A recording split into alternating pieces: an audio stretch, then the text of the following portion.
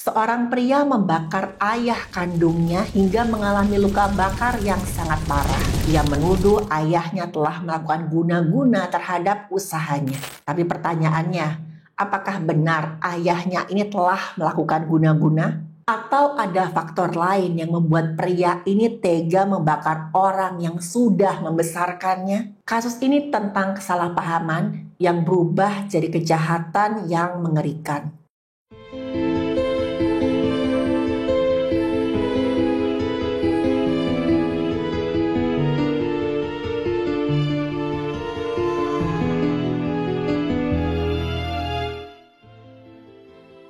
Halo, saya Dr. Stefani. Saya seorang dokter spesialis forensik dan mediko-legal, dan saya belajar dari yang mati.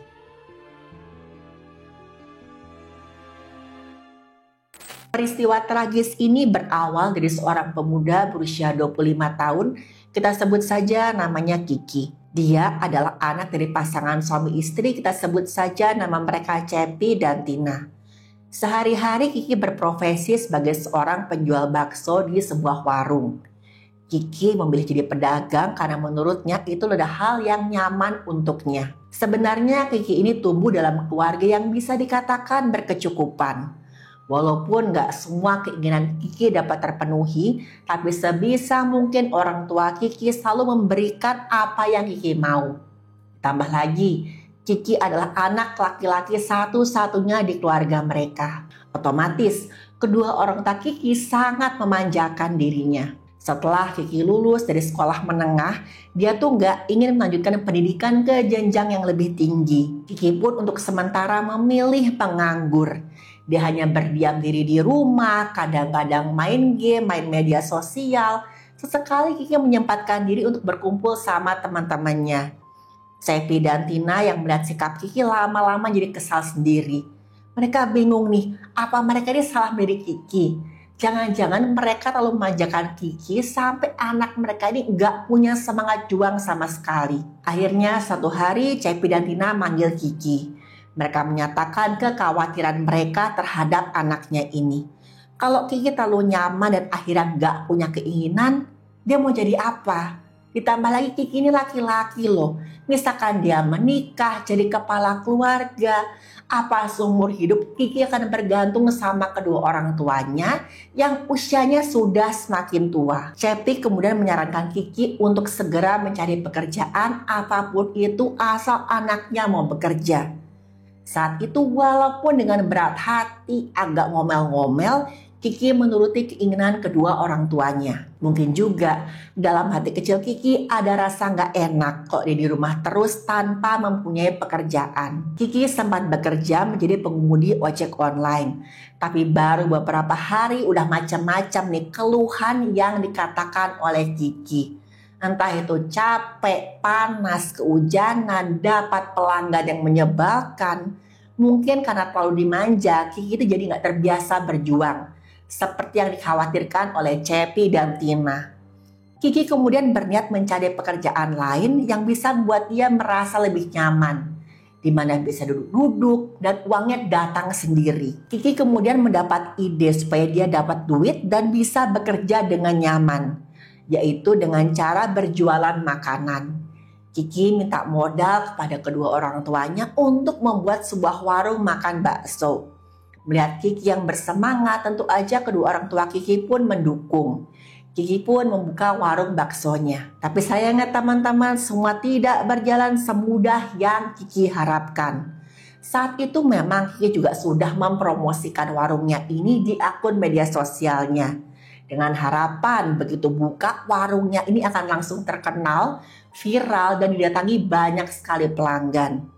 Tapi ternyata nggak semudah itu. Kiki tetap harus bersaing dengan warung-warung bakso lain yang sudah lebih lama buka. Di awal buka, memang warung bakso Kiki ini didatangi oleh banyak orang karena mereka penasaran. Tapi seiring berjalannya waktu, warung milik Kiki mulai sepi pelanggan.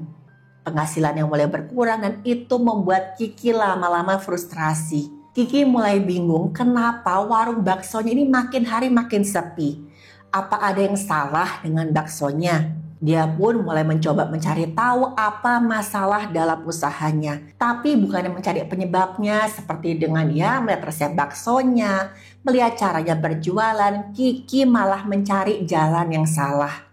Saat itu Kiki datang menemui seorang ahli spiritual yang cukup dikenal di lingkungan tempat dia tinggal. Kiki bertanya pada ahli spiritual ini, ada masalah apa sih dengan warung baksonya? Dan sang ahli spiritual mengatakan kalau sebenarnya ada seseorang yang melakukan guna-guna terhadap usaha bakso milik Kiki. Dan orang itu adalah orang yang paling dekat dengan Kiki.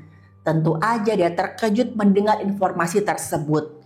Perasaan yang mulai campur aduk, ada takut, sedih, dan juga marah luar biasa. Tapi satu yang pasti, Kiki bertekad untuk mencari pelaku yang melakukan guna-guna terhadap warung baksonya dan kemudian memberi pelaku itu pelajaran. Setelah mengunjungi si ahli spiritual itu, Kiki mulai bersikap aneh. Dia mulai pendiam, dia nggak mau bicara dengan siapapun termasuk Cepi dan Tina. Kiki berpikir bahwa siapa saja nih bisa melakukan hal yang membahayakan dirinya. Gara-gara saran dari si ahli spiritual tadi. Kiki mulai paranoid sampai satu hari dia mengetahui orang yang dia duga melakukan guna-guna terhadap warung baksonya. Dan menurut Kiki orang itu adalah Cepi alias ayah kandungnya sendiri. Kok bisa ya? Kiki ini menduga Cepi melakukan guna-guna pada usahanya. Jadi saat itu Cepi baru saja pulang dari pekerjaannya. Ketika sampai di rumah, dia beres-beres, dia mandi. Cepi melakukan sesuatu yang mencurigakan di matanya Kiki. Cepi makan malam, tapi hanya dengan nasi putih dan juga air putih. Gak ada lauk lain di piringnya Cepi. Ini dilihat oleh Kiki yang diam-diam memperhatikan Cepi. Karena sebelumnya, Kiki sudah mulai curiga dengan kedua orang tuanya. Kiki bertambah curiga pada Cepi dan dia langsung menyimpulkan kalau ayahnya sedang melakukan sebuah ritual. Pada saat itu ayah terpaksa makan nasi kosong gara-gara keuangan keluarga mereka sudah menipis. Dan semua itu gara-gara kemalasan Kiki sendiri. Tapi Kiki nggak mau melihat itu semua. Di mata Kiki saat itu sang ayah sengaja mengguna-guna usahanya. Sayangnya Kiki nggak langsung bertanya pada Cepi. Tapi dia menyimpan rencana balas dendam dalam hati untuk memberi pelajaran pada ayah kandungnya sendiri. Beberapa hari kemudian kebetulan Cepi sedang libur dari pekerjaannya. Sebagai seorang ayah yang baik, dia pun menawarkan untuk mengantar Kiki ke tempat usaha baksonya. Tapi tak disangka-sangka, tawaran sederhana ini justru memicu kemarahan pada diri Kiki. Tiba-tiba aja Kiki langsung melabrak Cepi. Dia membentak-bentak ayahnya, dia tuduh ayahnya ini telah melakukan guna-guna terhadap warungnya. Cepi bilang, ayah gak usah sok baik deh. Padahal ayah kan yang sudah bikin usaha baksoku itu bangkrut. Ayah melakukan guna-guna pada warung baksoku kan? Ngaku aja deh. Cepi sangat terkejut ketika Kiki menuduhnya melakukan hal tersebut. Dia pun berkata, "Nak, kamu jangan asal tuduh. Ayah ini justru yang paling mendukung usaha kamu loh. Ayah juga memberikan modal sama kamu. Buat apa ayah sengaja membuat kamu susah?" Semua penjelasan Cepi tidak ada yang masuk ke telinga Kiki. Karena Cepi gak mau mengaku, satu rasa marah Kiki semakin bertambah. Dia segera masuk ke dalam kamarnya untuk mengambil sesuatu. Ternyata Kiki mengambil sebotol bensin yang sudah dia siapkan sehari sebelumnya. Setelahnya Kiki menyiramkan bensin itu ke seluruh ruangan termasuk ke tubuh Cepi. Cepi saat itu sebenarnya ingin melawan Kiki, tapi dia mencoba untuk menenangkan anaknya tersebut. Dia bilang, "Nak, tenang. Jangan sampai kamu melakukan hal-hal yang nanti membuat kamu menyesal." Kiki yang semakin kesal menyuruh ayahnya untuk diam. Tanpa ragu-ragu dia mengambil korek api dan dia nyalakan korek api tersebut dan otomatis api pun menyambar ke seluruh ruangan termasuk ke tubuh ayah kandungnya. Sang ayah yang terbakar hidup-hidup berteriak-teriak kesakitan. Dan teman-teman tahu saat itu Kiki hanya melihat ayah yang terbakar tanpa rasa iba sama sekali. Saya gak bisa membayangkan rasa sakit yang dirasakan Cepi saat itu. Apalagi itu dilakukan oleh anaknya sendiri yang selama ini dia bangga-banggakan, dia dukung usahanya. Teriakan kesakitan Cepi saat itu didengar oleh Tina yang berada di kamarnya. Tina keluar ke arah sumber suara dan dia kaget setengah mati melihat sang suami terbakar hidup-hidup dan hanya bisa berteriak-teriak kesakitan. Tina pun langsung beralih keluar dan minta pertolongan pada tetangga di sekitarnya. Dan anehnya Kiki sama sekali tidak bereaksi. Dia bahkan tidak menghentikan Tina. Kiki seperti fokus melihat Cepi yang terbakar hidup-hidup. Padahal saat itu api juga semakin meluas membakar seluruh ruangan. Para tetangga yang mulai berdatangan, mereka bersama-sama memadamkan api yang menyebar ke seluruh rumah dan juga di tubuhnya Cepi. Untungnya saat itu api berhasil dipadamkan. Dan nyawa Cepi selamat walaupun saat itu Cepi merintih-rintih kesakitan. Cepi kemudian dilarikan ke rumah sakit dengan luka bakar serius di hampir seluruh tubuhnya. Kira-kira 80% tubuhnya Cepi mengalami luka bakar. Teman-teman, luka bakar yang mencakup 80% bagian tubuh adalah kondisi yang sangat serius dan mengancam nyawa. Luka bakar luas bisa menyebabkan shock hipovolemik, di mana tubuh kehilangan banyak cairan dan beresiko menyebabkan gagal jantung dan juga ginjal. Respon tubuh terhadap cedera ekstrim bisa juga memicu sindrom respon inflamasi sistemik atau SIRS. SIRS adalah satu reaksi peradangan berupa demam atau hipotermia alias penurunan suhu tubuh, detak jantung meningkat, napas pun mulai semakin cepat dan juga perubahan jumlah sel darah putih. Keadaan ini jika tidak tertangani dapat berkembang menjadi sepsis alias infeksi yang meluas, menyebabkan gagal organ dan shock septik yang berakibat sangat fatal. Ditambah lagi, seseorang yang terbakar dalam keadaan tubuh berlumur bensin, resikonya jauh lebih tinggi dibandingkan luka bakar biasa. Karena bensin adalah cairan yang sangat mudah terbakar dan punya efek merusak yang cukup cepat. Bensin akan menyerap ke dalam pakaian dan juga kulit, menyebabkan api menyebar dengan sangat cepat dan sulit dipadamkan. Api yang dipicu bensin menghasilkan panas yang jauh lebih tinggi, menyebabkan luka bakar sampai derajat 3 atau 4.